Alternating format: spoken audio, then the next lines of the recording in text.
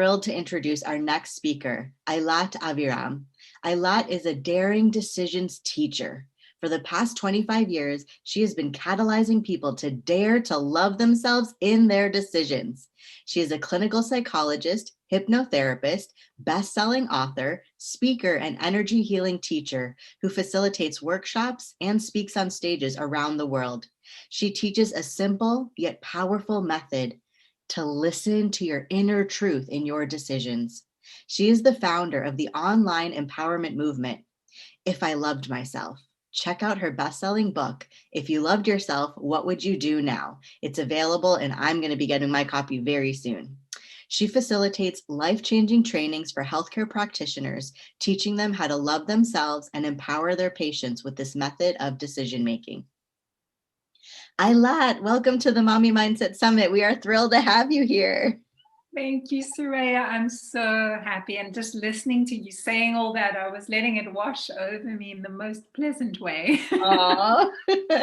I just love chatting with you, and our friendship is new, but I feel like I've known you my whole life. I just love everything you talk about. I'm feeling the same way. I'm feeling so grateful to have met you. Yeah. So Ailat, I'm really curious, in your bio, the more I learn about you, you say that you're a daring decisions practitioner, a teacher. What is daring decisions and how do you teach this? Well, essentially, I teach people how to make choices that are actually what they want to do.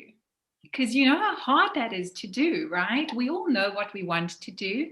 You know, that moment when you're facing a decision or a choice, even if it's standing in front of the fridge and wondering what you want to eat, and you know what you want to have, but it's so hard to make that choice. Or the harder things, like if you know you need to speak out about something, if someone's not treating you well, or you need to set a boundary, and you stand face to face with that choice, right? And it's not easy to make it.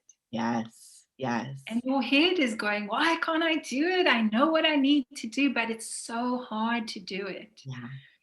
And so I've been teaching people how to make choices and decisions for a long time, but only recently did I start saying it's a daring thing to do, to love yourself in your decision. It takes courage. You have to dare to do it. Yes.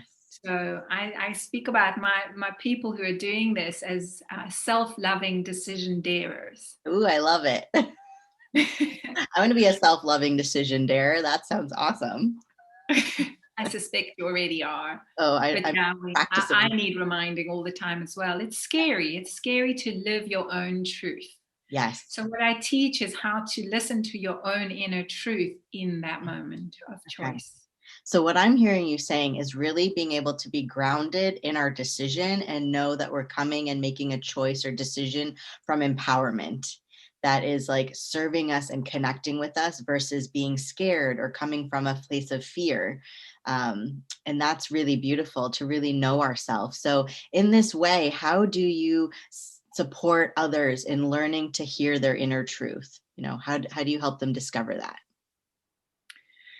So by the time most people find me or arrive either in my therapy room or they find my work online, they already know that something's off. Sometimes it's something radical. They already know they're in crisis. And sometimes it's just that feeling of there must be more to life. This can't be it. That kind of blandness or the disappointment or just dissatisfaction. And it's so sad because our whole world is telling us that we should accept that's like what being grown up means. I have no interest in being grown up in that way. I am very strongly about supporting dreams. Yes. So I loved what you said at the beginning. Now it was like, yes, let's not do it in this old way. Let's break the cycle. Yes. So this is something that I want to say, because if once you know this, there's a secret to decision making, and it's like a magic key. And once you know it, you can't unknow it. Awesome. Okay. So are you ready? Because I haven't told you this yet in the. I'm really curious. I'm ready. Okay. I'm ready. Okay. Get loose. I'm like, I've got to do this. Okay, so in every decision that you make, Yes. in the very center of that decision, of the choice, it doesn't matter if it's a big choice, like should I have this medical procedure? Should I emigrate? Should I leave this person I'm with? Or a small choice, like what color socks do I want to wear? Or what should I make for breakfast? Yes. At the center of each choice that you make, there is a sacred moment. And in that moment, you either turn towards what you know is true for you and what you prefer and what your truth is, or you turn away from it. Mm. There's no middle ground. You either turn towards what you know is you and what you want, or you turn away from it. Yes. So you either say yes to that inner dream, to yourself, Yes. or you say no to yourself. Yeah. And that is the key, because if you make the choice to turn towards your truth, Mm-hmm. it feels like everything's okay in the world. Mm-hmm. You have hope, things feel good, you feel so proud of yourself, you feel satisfied, you go away with a skip and a jump. Yes. But you know that feeling, we all know that feeling, when you turn away from what you know you actually want, when you don't set the boundary, when you eat the thing that you feel bad about later, when you shout at your kids, or you slap, or you do something that afterwards you're like, why? I can't believe I did that. When you do that, it means that you're going to feel unhappy or dissatisfied or even ashamed of the choice that you made. Yeah. So that's the core of this. That's the core of what I teach, is how do you hold that sacred moment, and what do you choose to do in that sacred moment? Yeah. So if you consistently, our life is made of decisions, right? Our choices build our lives. So when you consistently make choices that are things that you want, I mean, life's awesome. Yes. I wanted to make a bumper sticker or a t-shirt that says, if you want a nice life, do things you like. Yes. Yes. That's it, right? It's the secret to a happy life. Yes. It's crazy how simple it is, yet also how complex and complicated it is all at the same time. Because it sounds so simple to really just be in yourself and hear what your gut, your intuition, your heart, what that voice inside you is saying. But there are so many voices sometimes, or it's that the voice is not consistent, or we don't tap into ourselves all the time in that way. And we also put so much meaning on past decisions, and yet we get to sort of let all that go, right? Eilat, like if we're constantly thinking about the past, we are not present in the moment to hear what our true self is saying in this moment. Yeah. That's what I'm hearing you say. I actually so love that you just said that, because there's something I don't usually say, but now I'm thinking, ooh, it's an opportunity to say it. So this method that I teach, don't let me forget to say the thing about identity, okay, in case I go off. Yeah. That's what I want to say, but I have to say this other thing first. Otherwise, it won't make sense. So the way that I teach, how do you become present in that moment? How do you even navigate through that jungle of voices that are, some of them are our grade 1 teacher, and some of them are our granny, and some of them are the TV, So every time you feel uncomfortable, something's off, or you're just unhappy about something, or you need to make a choice, you pause, you acknowledge that that there's a choice to be made because something doesn't feel right or something has to be chosen, and you ask yourself, if I loved myself, what would I choose to do now? Or if I loved myself, what would I say to myself now? Oh, okay. I want everybody that's watching with us right now, close your eyes and let's say this, okay? If I loved myself, what would I do right now? If I loved myself, what would I tell myself right now? Oh my gosh, I have like goosebumps right now because it's like so connected to really hearing what's inside, being like, go all in, it's like saying you get to live your best life, be authentic, show up. Oh my gosh, that's great. I love this, Ailat. I love this. Okay. It's so aligned with everything you do, right? Yeah.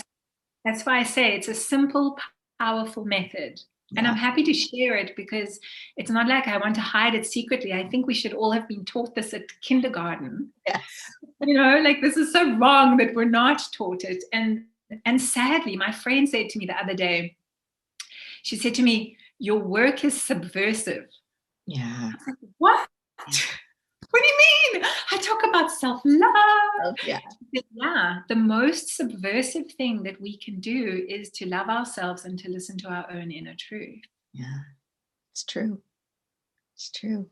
And you're absolutely right. Like, I wish this was, included in the education system, and it's not. Like, so many of these things, even a lot of other topics that we have in the Mommy Mindset Summit, emergency preparedness, like just different things that we should all just know or be able to have access to understanding and incorporate in our lives and in our family.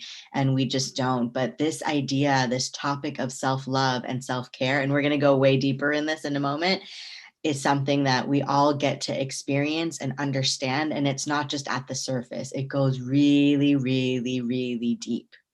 But before I forget to remind you, I want to just, pivot over to identity, because you did say that you wanted to talk about identity. You said something so beautiful and important just now. You said that our past keeps us back, that we can't make the choices for now because we're sort of we're constructed by the history that we have, the things that have happened to us, and the choices that we've made in the past. Yeah. And one of the amazing things about this question and using it in every moment, and I want us to talk about how to use it in those hectic moments of parenting just now, okay? But so one of the things about it is that you actually find out who you are as you go along. Yes. It's like your identity is consistently constructed as you go along, because I can't tell you how many times I'm surprised by the answer I receive. Yeah. I like burst out laughing or sometimes burst into tears because and the answer is always so simple, but it's coming from what I call your heart. It's that inner quiet place that's always there for you, that always just wants to reassure you that everything's okay. You're Yeah. going to be fine, that you already are fine. Yes. Yes. Most of the time, I get some kind of reassurance when I'm in a tiz of some kind. I go, okay, wait. If I loved myself, what would I say to myself now? And it's always something like, there's time. Yes. And then my whole being goes, oh, okay. Yes. Yes, I think, moms that are hearing this right now probably really resonate, because there are moments where we feel like we don't have time. We feel like we don't have energy. We don't have capacity. There are things we don't want to do, but we say yes to anyway. And this idea and notion that we get to listen to ourselves and trust ourselves and just show ourselves that compassion and self-love and hear what our inner truth is saying. Like, I can't even tell you, Ailat, like before getting into all of this and before really diving into coaching and personal development and making this part of my mission in life, there has been so many times where it's like I would say yes to things, but inside my voice was screaming, no, like there's no, you don't want to do this. And I'll be like, okay.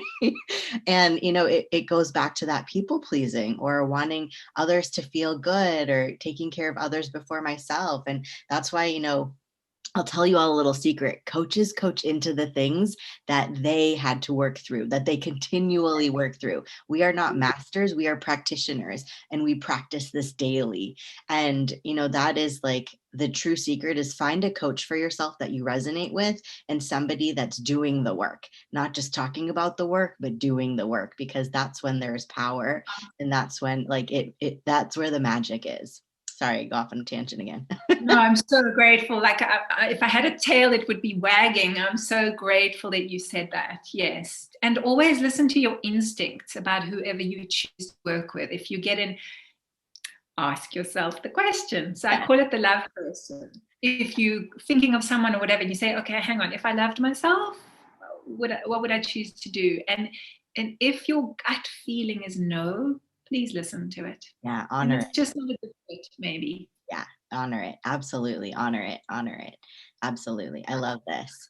So, Ailat, when thinking about those crazy hectic moments, like, making this real life situation for all of everyone viewing and watching this, in those moments where we're in a situation that's a tricky one, like with our children or with our partner, and we're tapping into ourselves and we're saying, like, if I truly love myself, what would I want to say?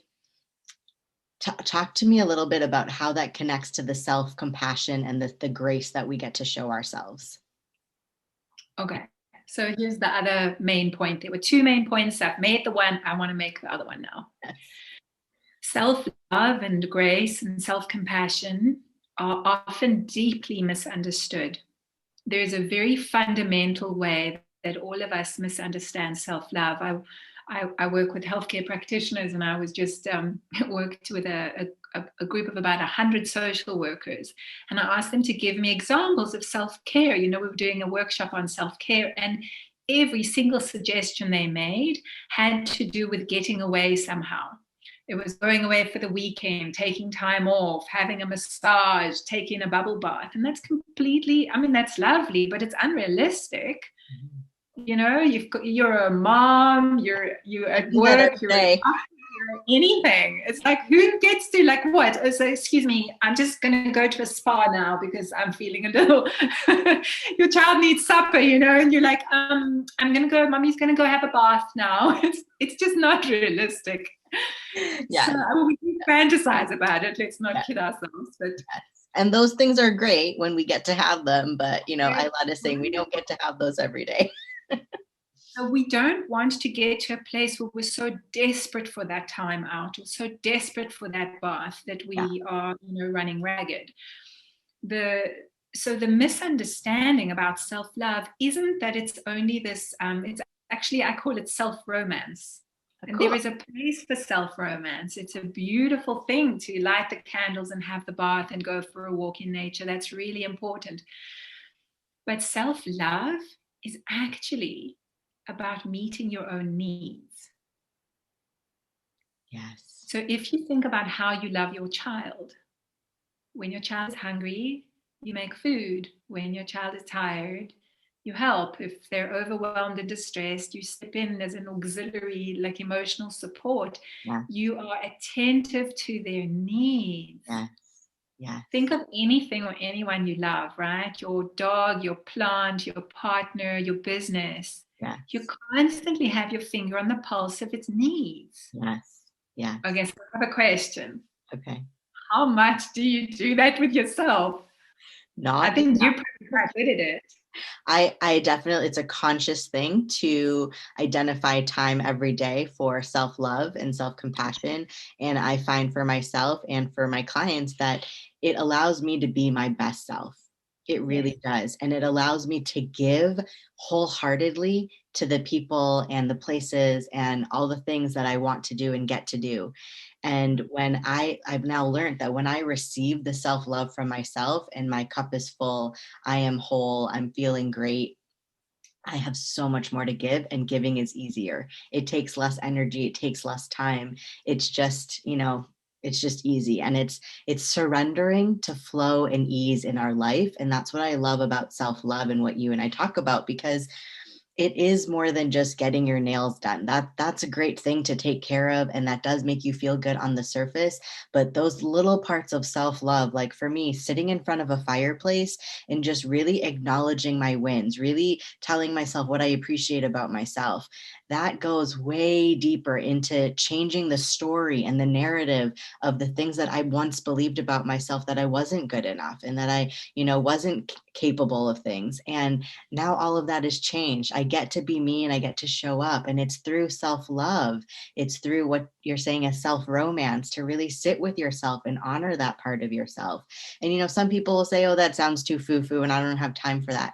Just try it. What do you got to lose, Well, let's talk about those people, right? Let's talk to them, because I recently did a wonderful conversation on a podcast called Mamas with Attitude. Nice.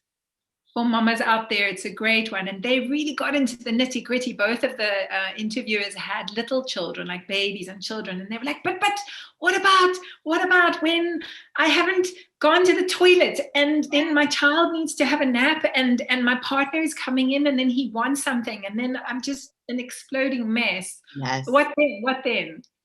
So I kind of took that scenario and I said, okay, let's look at how many needs are not met in that moment for you. Yes. If you need a wee, you have to go make a wee. You know, don't try and put your child go to the bathroom in a nap because you know it can take time and you're going to be knaping the whole time and it's going to make you impatient. Yes. So look after that need. Don't leave yourself hungry. Mm-hmm. These are really basic things, but there's also the need for acknowledgement, to feel important. And the funny thing is that, you know, we seek that from other people. Mm-hmm. And we partly do it because we treat ourselves as unimportant. Yes. So then we need the affirmation from outside, right? Because if I keep ignoring my needs, I'm giving myself the message that I'm not important enough to look after. Yeah. And then I need my partner to tell me that I am, and I need my child to listen to me, because I lose it if they don't listen to me. Because why? Because I'm already not listening to me. Yes. And to take that one step deeper, when we were children and we didn't felt heard or our needs weren't met, that's when the story started to get created that we didn't get enough of what we needed. And so it goes really deep. Weren't important enough to be heard. So then we just carry it on, right? That's right. Exactly. And it's to have that compassion for ourselves. You know, it's not calling anybody's parents mean or anything like that. Every parent wakes up and says, I want to do the best for my child, right? But we all have our parents and they had their parents and their parents, and we do what we know based on what we've seen and what happened with us and for us. And so our parents did the best that they can. So there's no blame on them, but we just get to have understanding and compassion for ourselves that, you know, these were sort of the rules that were around when we were 0 to 8 or 0 to 4. And that's how we interpreted these things and made these assumptions or interpretations about ourselves. And now it's okay to see that that's where that came from, that wanting that outside permission or wanting those needs to be met on the outside versus coming from ourselves. And now we get to change that story. Now we get to show up for ourselves through self-love and give, you know, meet our needs, like Eilat is saying. Yeah, I love that. I sometimes say that everyone's doing their best, but just because someone's doing their best doesn't mean they're very good at it. Yes. True. You know, like if you're just not talented at piano, you can try and be your very best. You're just not that good at it. And as a clinical psychologist, I've worked in psychiatric hospitals, public, private, and, you know, I hear a lot of stories about parents who really weren't wonderful.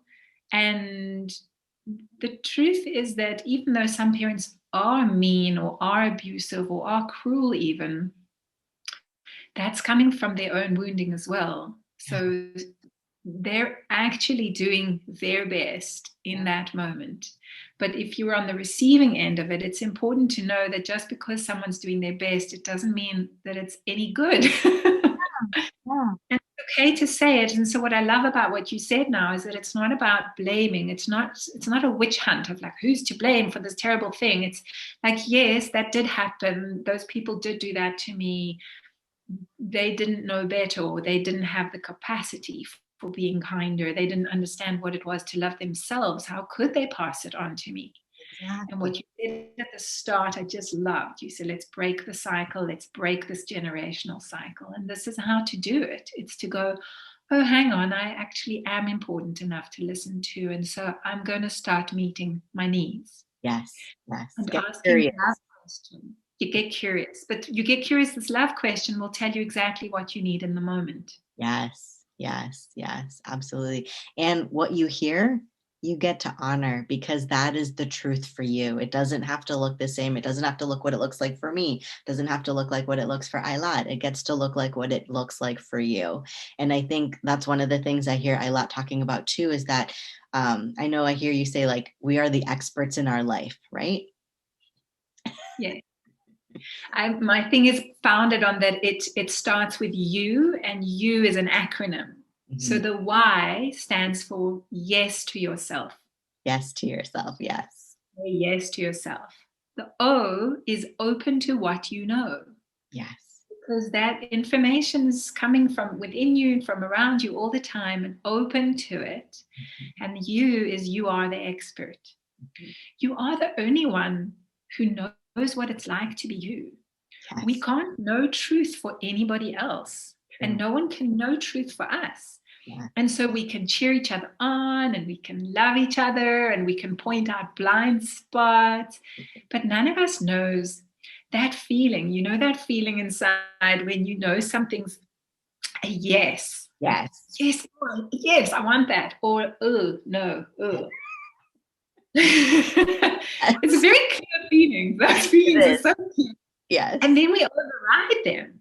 Yeah. You know, and I watch it in my courses and my workshops. I love doing that thing where, you know, we do the exercise, we do a lot of demonstration, and then someone asks themselves, okay, if I loved myself, what would I choose to do now? And then they get a little smile on their face for a very brief moment, and then the smile disappears, and they go, oh no, I don't know. I don't know what the answer is.